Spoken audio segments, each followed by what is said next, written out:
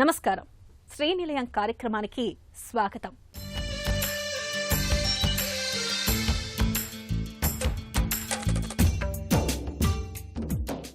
కలల గృహం 100 ఏళ్లు ఉండాలి, తరాలు నివాసం ఉండాలి, నిండు నూరేళ్లు నిలబడాలి. ఇల్లు కట్టుకునేటప్పుడు, కొనుగోలు చేసేటప్పుడు ఎవరైనా ఆలోచించేది ఇదే. పూర్తయిన ఇల్లు, ఫ్లాట్, విల్లా కొనుగోలు చేసేటప్పుడు నిర్మాణ నాణ్యతను పరిశీలించండి. ఇటీవల కొందరు కడుతున్న భవనాల్లో చాలా లోపాలు ఉంటున్నాయనే ఫిర్యాదులు వస్తున్నాయి. ఇంటిని కొనుగోలు చేసి గృహప్రవేశం చేసిన తర్వాత చాలామంది ఇబ్బందులు ఎదుర్కొంటున్నారు. భవన నిర్మాణం 10 కాలాల పాటు చెక్కు చెదరకుండా ఉండాలంటే కట్టుబడిలో నాణ్యమైన స్టీల్ వాడాల్సిందే. బడా నిర్మాణ సంస్థలు మొదట ల్యాబ్లలో పరీక్షించి నాణ్యతను ధృవీకరించుకున్న తర్వాతే ఉపయోగిస్తాయి. సామాన్య ప్రజలు ఇలా ల్యాబ్లలో స్టీలును పరీక్షించే పరిస్థితి ఉండదు. కానీ కొన్ని జాగ్రత్తలతో స్టీలు నాణ్యతను స్వయంగా తెలుసుకోవచ్చని నిపుణులు సూచిస్తున్నారు.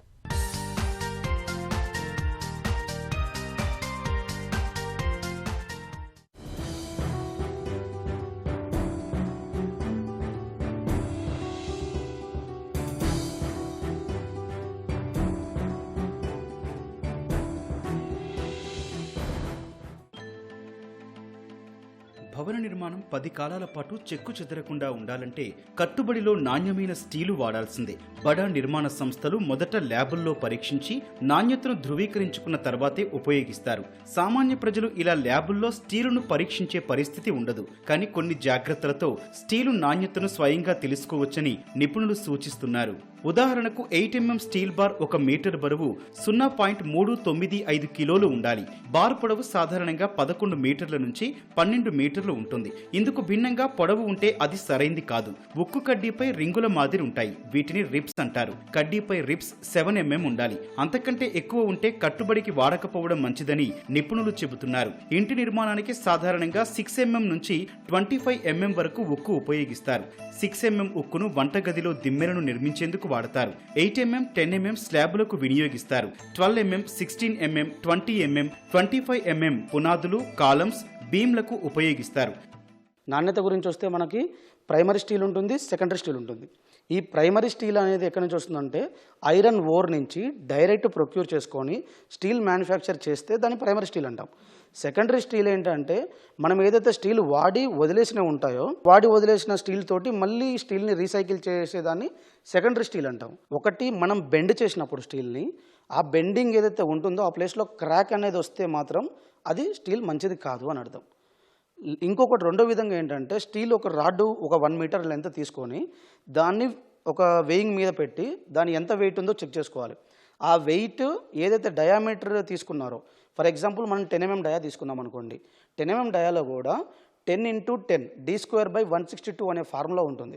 10x10/162 వేస్తే ఎంత అయితే వస్తుందో వాల్యూ అన్ని గ్రాములు ఆ 1 మీటర్ రాడ్డు ఉండాలి. ఇది ఒక క్వాలిటీ. నెక్స్ట్ రెండోది ఏంటంటే బెండింగ్ చేసుకునే టైంలో ఒక స్టీల్ని బెండ్ చేసి మళ్ళీ చేసినాక కూడా దాంట్లో ఎటువంటి చేంజెస్ ఉండకూడదు. దాన్ని మంచి స్టీల్లో కన్సిడర్ చేసుకోవచ్చు మనం. మూడోది ఏంటంటే స్టీల్ యొక్క చుట్టూ ఒక సర్క్యులర్ పాత్లో ఉంటుంది. ఆ సర్క్యులర్ పాత్ని దాన్ని గ్రిప్ అంటాం. ఫర్ ఎగ్జాంపుల్ కాంక్రీట్ ఇది అనుకోండి, స్టీల్ కాంక్రీట్ లోపల వెళ్ళినప్పుడు ఆ గ్రిప్పింగే పట్టుకుని ఉండేది. ఈ గ్రిప్పింగ్ తక్కువ ఉంటే దాన్ని స్టీల్ని మంచిదని కన్సిడర్ చేయలేము. ఒక నార్మల్ ఇండిపెండెంట్ హౌస్ అనుకోండి, ఇండిపెండెంట్ హౌస్ అంటే మనం ఒక 2 లేదంటే మ్యాక్సిమం 6 ఉండగలుగుతాం. అదే ఒక కమర్షియల్ బిల్డింగ్, స్కూల్ బిల్డింగ్ ఇలాంటివి అంటే స్కూల్ బిల్డింగ్లో నెంబర్ ఆఫ్ పర్సన్స్ ఎక్కువ అవుతారు, లోడింగ్ కండిషన్స్ ఎక్కువ అవుతాయి. అండ్ ఇండస్ట్రియల్ బిల్డింగ్స్కి వచ్చేసి లోడింగ్ కండిషన్స్ ఎక్కువ అవుతాయి.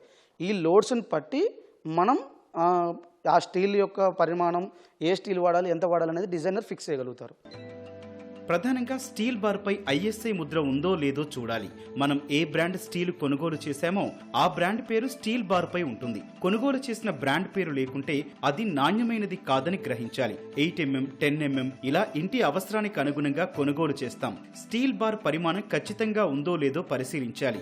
స్టీల్ బార్ బరువు ద్వారా స్టీలు నాణ్యత తెలుస్తుంది. బిల్డింగ్లో వీటిని కాలమ్స్ అంటాం. ఈ కాలమ్స్లో మెయిన్గా మనకి స్టీల్ చాలా ఇంపార్టెంట్. బిల్డింగ్లో ఏదైతే లోడ్ తీసుకుంటుందో ఆ లోడ్ని మనకి గ్రౌండ్కి ట్రాన్స్ఫర్ చేసేది ఈ కాలమ్స్ మాత్రమే. దీంట్లో మనం వీటిని స్టిరప్స్ అంటాం. చిన్న చిన్న వాటిని మనం స్టిరప్స్ అంటాం. ఈ స్టిరప్స్ పర్ఫెక్ట్ స్పేసింగ్స్లో యాజ్ పర్ డిజైన్ మనం కట్టుకోవాలి. అండ్ కాలమ్స్ యొక్క డయామీటర్ ఏదైతే స్ట్రక్చరల్ వాళ్ళు స్పెసిఫికేషన్ ఇస్తున్నారో దాన్ని బట్టి మనం మెయింటైన్ చేసుకోవాలి.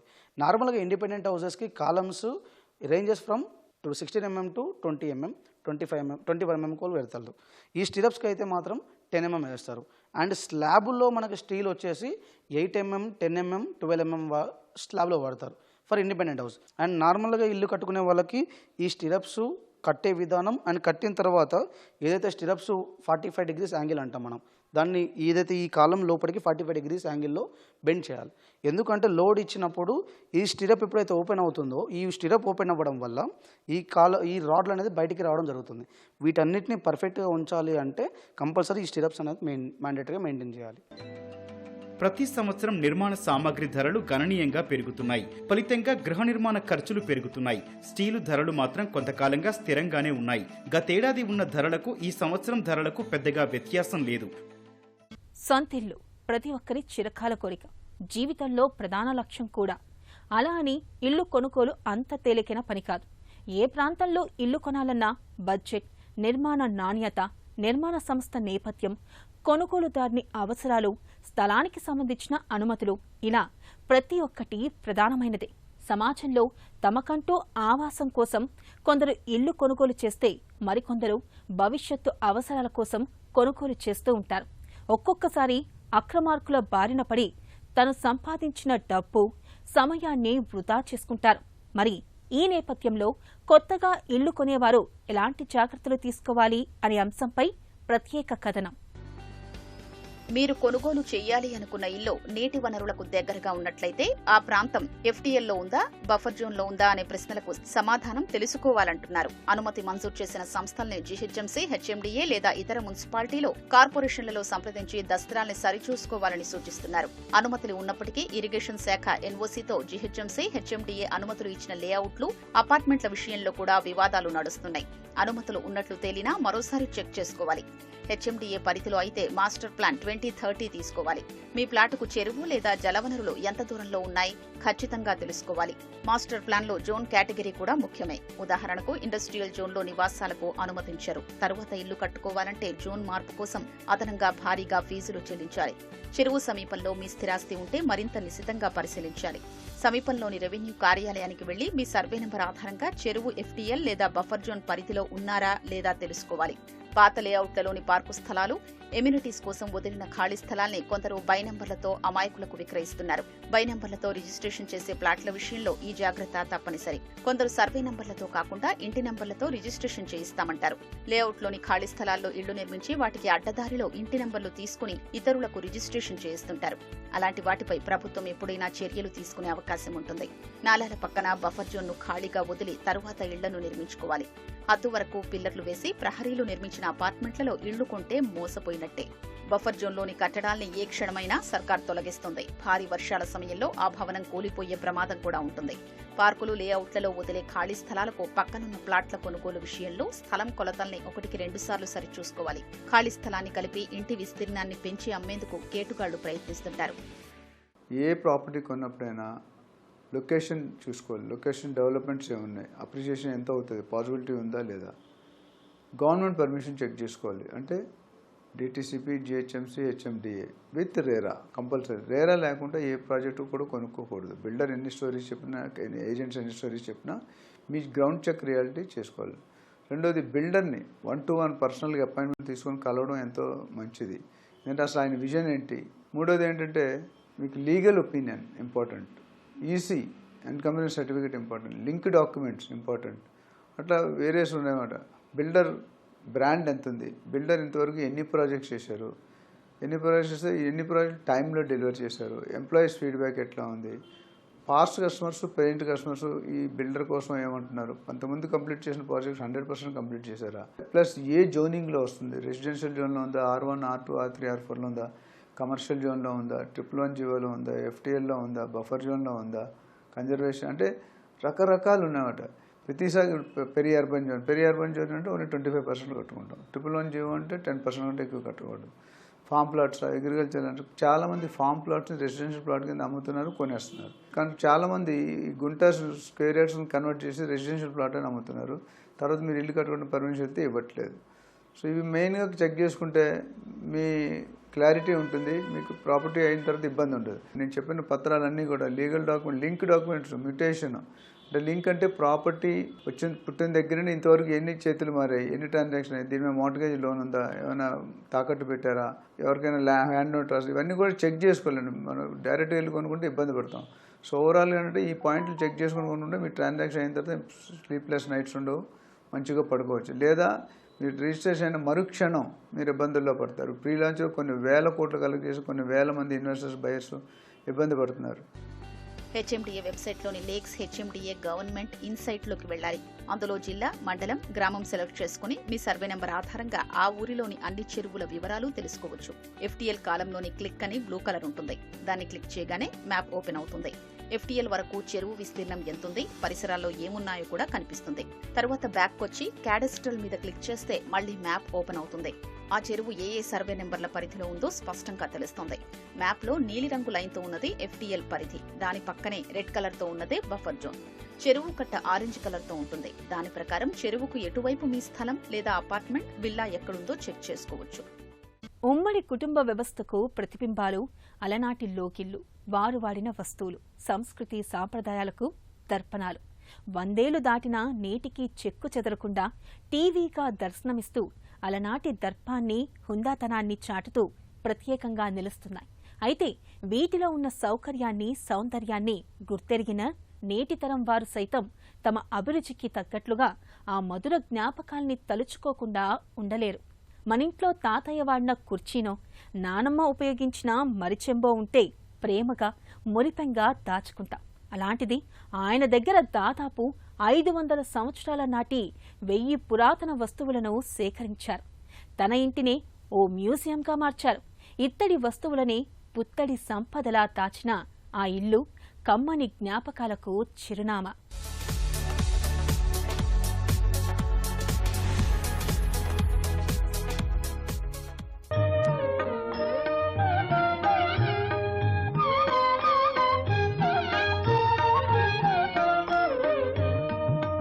శేషశైలవాస శ్రీ వెంకటేశ. ఈ యాంటిక్ ఫర్నిచర్ ఒక తరానికి గుర్తుగా కనిపించే ఓ అందమైన జ్ఞాపకం. మళ్లీ మన కళ్ల ముందు వ్యర్థంగా కాకుండా మరో తరానికి నిధిగా భాసిల్లుతాయంటే కాస్త ఆశ్చర్యంగా అనిపించినా ఇది నిజం.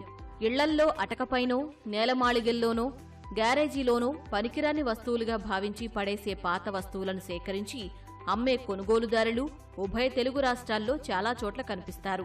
మరి ఆ ఇంట్లో కడుగుపెట్టిన వారెవరికైనా అది ఇల్లా లేక మ్యూజియమా అనే సందేహం కలగక మానదు. ఎదురుగా వినాయకుడి రాతి విగ్రహం, పాతకాలం నాటి పుస్తకాల అర, అందులో కొన్ని పుస్తకాలు, తలుపు ఎదురుగా 2 పెద్ద పెద్ద ఇత్తడి గంగాళాలు, తలుపులు కూడా పాతవే. గొళ్ళెం, తలుపు చెక్కిన తీరు, తలుపు షేర్లు బిగించిన విధానం చూస్తేనే ఆ సంగతి తెలుస్తుంది. అక్కడ అన్ని పురాతన వస్తువులు ఉంటాయి. ఒకప్పుడు నగలు, విలువైన వస్తువులతో పాటు ఇంట్లో వాడే గంగాళాలు, పందిరి మంచాలు, ఇంటి నిండా క్రమ పద్ధతిలో అందంగా పేర్చిన యాంటిక్ వస్తువులు, మన పూర్వీకుల కళలు, వాటి వెనుక ఉన్న విశేషాలు, సంప్రదాయాల గురించి ముందు తరాలకు తెలిసేది. తర్వాత ఆధునికత మీద పెరిగిన ఆసక్తి అన్నింటినీ మరుగున పడేలా చేసింది. అందుకే సికింద్రాబాద్లో ఉన్న లోతుకుంట ప్రాంతానికి చెందిన ఏనుగు కృష్ణమూర్తి మన కళలు, సంప్రదాయాల గురించి భవిష్యత్తు తరాలకు తెలియజేయాలనుకున్నారు. ఇవన్నీ ఎక్కడి నుంచి సేకరించారు, ఎప్పటివో, వాటి వెనక ఉన్న కథ ఏమిటో ఇప్పుడు తెలుసుకుందాం. మా ఊరు సోమేశ్వరం, తూర్పుగోదావరి జిల్లా, ఆంధ్రప్రదేశ్ అనమాట. పెళ్ళయ్యి ఉద్యోగం వచ్చి కాపురం అది చెన్నైలో పెట్టుకున్నాను అనమాట. మా అమ్మగారిని కూడా చెన్నై తీసుకొచ్చేద్దాం అలాని మా ఊరు వెళ్ళి మా అమ్మతో చెప్పాను. నేను వచ్చేసి నాతోటి నీకు కావాల్సిన సామాన్ అంతా ప్యాక్ చేసుకుని నాతోటి వచ్చేసేయమని చెప్పింది అనమాట. ఆవిడ అన్నీ ప్యాక్ చేసుకుని సంచిలో 4 ఇత్తడి గిన్నెలు కూడా ప్యాక్ చేసింది. తీరా చెన్నై వచ్చాక అవి ఎక్కడ పెట్టాలో తెలియక ఇలాగే హాల్లో పెట్టేశాను అనమాట. పెడితే 15 రోజుల తర్వాత ఒక ఫ్యామిలీ వచ్చారు. వాళ్ళు వచ్చి చూసి రాగానే ఆవిడ, ఏమిటండి మీ ఇంట్లో ఇత్తడి సామాను ఉందా? అయ్యో మా అమ్మమ్మ దీంట్లోనే ఉండేది, మేము మా స్కూల్ హాలిడేస్కి వచ్చినప్పుడు మా తాతగారి ఇంటికి వెళ్ళేవాళ్ళం, మా అమ్మమ్మ వాళ్ళు ఇందులోనే వండేవారు, ఎంతో రుచిగా ఉండేది, మా స్కూల్ డేసు, వాళ్ళ విలేజ్లో వాళ్ళ లైఫ్ ఇవన్నీ చెప్పుకుంటూ వచ్చిందనమాట. నాకు చాలా ఆశ్చర్యం వేసింది. ఏంటి ఈ 4 గిన్నెలు the triggering so much of emotion, వాళ్ళకి పాత జ్ఞాపకాలు అన్నీ వచ్చి చాలా సంతోషంగా అనిపించింది నాకు. వాళ్ళ అనుభూతులు అన్నీ బయటికి తెప్పించుకుని ఇంత చేస్తున్నాయి 4 గిన్నెలు అలానే. సరే అది బాగుంది కదా అని 4నేమో 40 చేశాను, 400 అయ్యాయి. ఇప్పుడు సుమారు నా దగ్గర ఒక 1000 ఐటమ్స్ దాకా ఉన్నాయి. సో ఇలాగ కలెక్షన్ ఇలా మొదలైందనమాట. అలాగ మన సంస్కృతి, మన సంప్రదాయం, మన వాటి గురించి తెలుసుకోవడానికి ఈ వస్తువులన్నీ చాలా ఉపయోగపడతాయి అన్నమాట అండి. అందుకనే we call this cultural antiques. ముందు తరాల వాళ్ళకి, ఇప్పటి తరాల వాళ్ళకి కూడా చెప్పవలసిన ఒక మెసేజ్ ఏంటంటే, try to cook in traditional vessels, live traditional way, because it's a proven method అనమాట. అంటే ఇదివరకు ఈ విధానము చాలా మంచిది అని నిరూపణ అయిపోయింది. ఇప్పుడు దానికి మనం కొత్తగా ఏం చెప్పక్కర్లేదు. ఆ ఇంట్లో వాటర్ ట్యాంకర్ను తలపించే పెద్ద ఇత్తడి గంగాళం, ఆ పక్కనే నవాబుల కాలం నాటి విసనకర్రలు, గోడకు దాదాపు 250 ఏళ్ల నాటి చెక్క అద్దం ఉంది. ఇలా అందానికి మెరుగులు దిద్దుకునేందుకు వాడే ఎన్నో వస్తువులను సేకరించారు. ఇత్తడి, తగరం తదితర లోహాలతో ఎంతో కళాత్మకంగా డిజైన్ చేసి వాటిని హాల్లోని పెద్ద ర్యాక్ నిండా రకరకాల సైజుల్లో ఇత్తడి రాగి పాత్రలు అందంగా అలంకరించారు. అప్పట్లో పెళ్లికి ఒడిబియ్యం, ఇతర శుభకార్యాలకు వాడే భారీ స్థాయి తాంబూలాలు, మరోవైపు మల్లెల పందిరి మంచం, గుడిలో వాడే పెద్ద గంట, బ్రిటిష్ కాలం నాటి టైపింగ్ మిషన్, నిజాం జమానాకు చెందిన టెలిఫోన్ కనిపిస్తాయి. కరెంటు సౌకర్యం పూర్తిగా అందుబాటులోకి రాకముందు వాడిన 300 ఏళ్ల నాటి దివిటీలు, ఆ దివిటీలు ఆరిపోకుండా సాయపడే నూనె పాత్రలు సేకరించారు. ప్రతి వస్తువు నేపథ్యం ఓ కథ, ఓ అందమైన జ్ఞాపకంగా ఉంటుంది. ఆ తరం వాళ్లు ఒక్కో రకమైన వంటకు ఒక్కో రకం లోహపు పాత్రలు వాడేవారట. ఇలా వందల వస్తువుల్ని ఇంట్లో అమర్చారు. మ్యూజియాన్ని తలపించి ఇంటిని చూడ్డానికి ఎంతో మంది వస్తూ ఉంటారు. వీటి కోసం వెబ్సైట్ కూడా నిర్వహిస్తున్నారు. మన పూర్వీకులు ఏం చేసినా దానికొక అర్థం ఉంటుంది. ఏ వస్తువులు తయారు చేసినా అందంగా, కళాత్మకంగా, దృఢంగా ఉండేలా జాగ్రత్త పడ్డారు.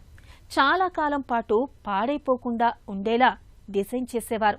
అందుకే కొన్ని వందల ఏళ్ల నాటి వస్తువులు కూడా ఇంకా ఉన్నాయి. మన పూర్వీకుల జీవన విధానం ఇలా ఉండేదట, ఇలాంటి వస్తువులు వాడేవారట అని చదువుకోవడం మాత్రమే కాదు, ఆ వస్తువులు పట్టుకొని చూసి ఫీల్ అయ్యేలా ఈ మ్యూజియం తీర్చిదిద్దారు. ఇది హెచ్ఎంవి గ్రామఫోన్ అండి, రికార్డ్ ప్లేయర్. రికార్డ్ పెడితే పాటలు వస్తాయి మనకి. శ్రీ వెంకటేశ. ఇది కొబ్బరి కూరం అండి.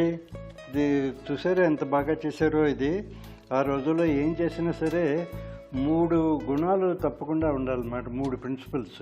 ఒకటేమంటే it should do its job well, దానిపైన ఇది బాగా చేయాలి.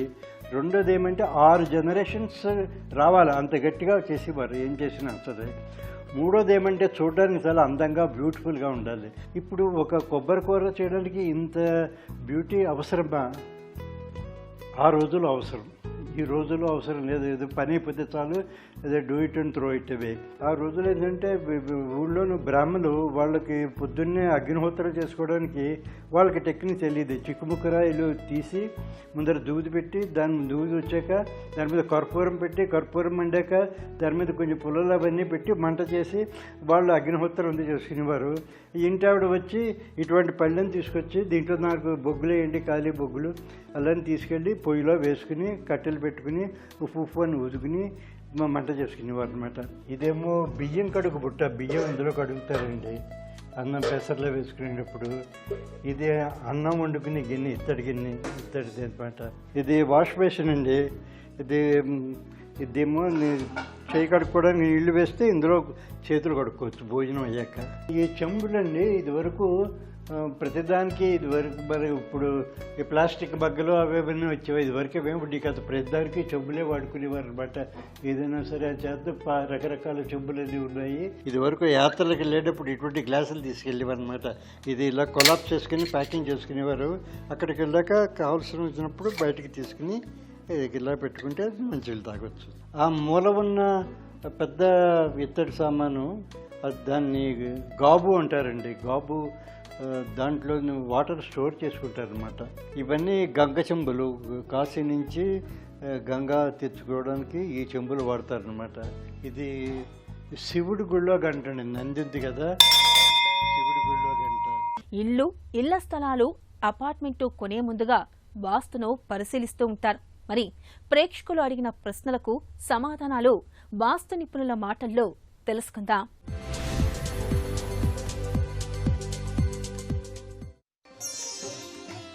ఆయం అంటే ఏంటి? ఇల్లు కట్టే ముందు ఆయం తప్పనిసరిగా చూసుకోవాలా? ఒక ఇల్లు కట్టేటప్పుడు మనం ఇల్లు అనేటువంటిది ఇన్ని ఏనుగు పాదాల లెక్కతో ఉంటేనే ఈ ఇంట్లో ఉండేటువంటి గృహస్థులు ఈ విధంగా ఉంటారు అనేటువంటిది ఒక శాస్త్ర ప్రామాణికం. ఈ ప్లాట్ డైమెన్షన్లో మనకి ఈ యొక్క హౌస్ అనేటువంటిది ఎంత పరిమాణంలో, ఎన్ని స్క్వేర్ యార్డ్స్లో, అంటే ఎన్ని ఏనుగు పాదాల లెక్కతో కడితే ఆ ఇంట్లో ఉండేటువంటి గృహస్థులకి ఏ విధంగా ఉంటుంది, ఏ విధంగా ఆదాయం ఉంటుంది, ఏ విధంగా వ్యయం ఉంటుంది, ఆ ఇంటి తత్వం ఏమిటి అనేటువంటిది పూర్తిగా నిర్ధారణ చేసేటువంటి విధి విధానమే ఆయం. ఆయము అంటే ఏంటంటే క్షేత్రపదం. అంటే క్షేత్రపదం అంటే ఏంటి? ఇక్కడ క్షేత్రపదాన్ని 9తో హెచ్చవేసి 8తో డివైడ్ చేస్తే వచ్చేటువంటి శేషాన్ని బట్టి ఈ యొక్క ఆయము అంటారు. అంటే ఇక్కడ మొట్టమొదటిగా క్షేత్రపదం గురించి మాట్లాడుకుందాం. ఇక్కడ క్షేత్రపదం అంటే ఏంటి? ఇది హౌస్, ఇది ప్లాట్. ఈ ప్లాటులో హౌస్ ఇంతవరకు. ఈ హౌస్ అనేటువంటిది, ఈ ప్లింత్ బీమ్ అనేటువంటిది, హౌస్కు ఉండేటువంటి ప్లింత్ బీము ఈ యొక్క స్థలాన్ని కట్ చేస్తుంది కదా. కట్ చేస్తున్నప్పుడు ఈ లోపల కొలత, ఉలి లోపల కొలత ఎన్ని స్క్వేర్ యార్డ్స్ వస్తుంది, అంటే ఎన్ని ఏనుగు పాదాలు వస్తుంది అనేటువంటిది ఇక్కడ ముఖ్యంగా మనం తీసుకోవాలి. దాన్ని బట్టే మనం హౌస్కి సెట్ బ్యాక్స్ అనేటువంటిది ఈ క్షేత్రపద నిర్ణయం చేసి మనం ఆ యొక్క సెట్ బ్యాక్స్ అనేటువంటిది ఫైనల్ చేస్తున్నాం. ఇది ఎన్ని ఏనుగు పాదాల లెక్క వచ్చిందో దాన్ని క్షేత్రపదము అంటారు. ఈ క్షేత్రపదము అనేటువంటిది మనం ఇక్కడ తీసుకొని క్షేత్రపదాన్ని 9తో హెచ్చవేసి 8తో డివైడ్ చేయాలి. అంటే సుమారుగా ఒక 200 గజాల స్థలం ఉందనుకోండి. దీనిలో ఈ స్టెప్స్, లిఫ్టు ఇవన్నీ కూడా మొత్తం పెట్టుకొని, స్లాబ్ ప్రొజెక్షన్స్ ఇవన్నీ పెట్టుకొని కేవలం హౌస్ అనేటువంటిది ఇక్కడ వరకే కట్టుకుంటాం కదా. ఇది సుమారుగా 145 గజాల్లోనే వస్తుంది. అంటే మొత్తం స్థలం అనేటువంటిది మొత్తం 200 గజాలు. ఇక్కడ 145 గజాలు అనేటువంటిది ఈ మొత్తం లోపల 145 వచ్చింది. దాన్ని క్షేత్రపదము అంటారు. ఈ క్షేత్రపదాన్ని 9తో హెచ్చవేసి 8తో డివైడ్ చేయాలి. ఇలా 145 × 9 డివైడెడ్ బై 8 ఇలా చేసినప్పుడు, చెవి భాగహారం చేసినప్పుడు వచ్చేటువంటి శేషం అనేటువంటిది ఒకటి వస్తుంది. అంటే ఎందుకు ఇదంతా చెప్తున్నానంటే మనకి ఏ విధంగా ఆయం కడతాము అనేటువంటిది ఒక ఉదాహరణగా మనం తెలుసుకోవటానికి. ఇక్కడ ఒకటి శేషం వచ్చిందనుకోండి, ధ్వజాయము అన్నారు. ధ్వజాయం అనేటువంటిది తూర్పు రాజవేదికి స్వ ఆయం. కాబట్టి ధ్వజాయము అనేటువంటిది మనం తూర్పు రాజవేదికి స్వ ఆయం కాబట్టి ఏ దిక్కుకైనా కూడా ఈ యొక్క ఆయము అనేటువంటిది సరిపోతుంది. అంటే మీరు దక్షిణ రాజవీధి అయినా ధ్వజాయం సరిపోతుంది, ఉత్తర రాజవీధి అయినా ధ్వజాయం సరిపోతుంది, అదేవిధంగా పడమర రాజవీధి అయినా కూడా ఈ యొక్క ధ్వజాయము అనేటువంటిది సరిపోతుంది.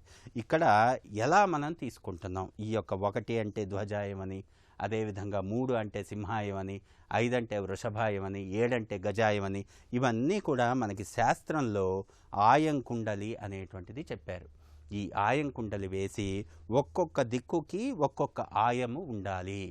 ఈ తత్వంతో కడితేనే ఈ యొక్క గృహంలో ఉండేటువంటి ఈ యొక్క గృహస్థులు అష్టైశ్వర్య సిద్ధి పొందుతారు అనేటువంటిది మనకి శాస్త్ర ప్రామాణికంగా చెప్పబడింది. కాబట్టి ఇవన్నీ కూడా గృహగణితం చేసుకుని ఇలా వర్గు క్యాలిక్యులేషన్ చేసుకోవాలి. అంటే ఇప్పుడు ఆయము అనేటువంటిది తీసుకున్నాగా, అదేవిధంగా ఆదాయం తీసుకోవాలి, వ్యయం తీసుకోవాలి, అదేవిధంగా ఇంటి ఆయుష్ తీసుకోవాలి. ఇలా మొత్తం నవవర్గు క్యాలిక్యులేషన్ కూడా చేసి ఈ క్షేత్రపదాన్ని నిర్ణయిస్తాం. ఈ క్షేత్రపదాన్ని నిర్ణయించి దాన్ని ఆయము అనేటువంటిది 9తో హెచ్చవేసి 8తో డివైడ్ చేస్తే వచ్చే శేషాన్ని బట్టి ఈ యొక్క ఇంటి నిర్ధారణ అవుతుంది అనేటువంటిది వాస్తు శాస్త్ర ప్రామాణికం. ఇది నేటి శ్రేణిలయం. మరికొన్ని తాజా అంశాలతో వచ్చే వారం మళ్ళీ కలుద్దాం. అంతవరకు సెలవు. నమస్తే.